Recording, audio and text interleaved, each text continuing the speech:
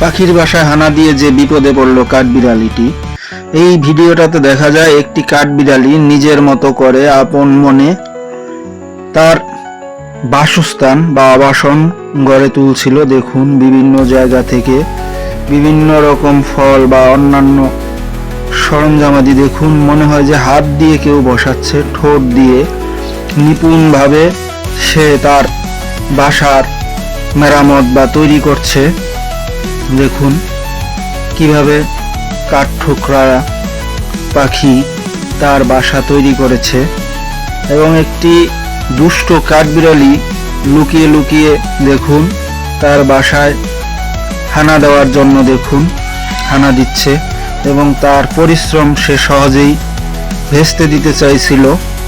এই জিনিসটা পাখিটার দৃষ্টিগোচর হয় এবং সাথে সাথে পাখিটা আসে নগদ প্রতিশোধ। দেখুন কাঠবিড়ালিকে কিভাবে সে ঠুকরে দিচ্ছে।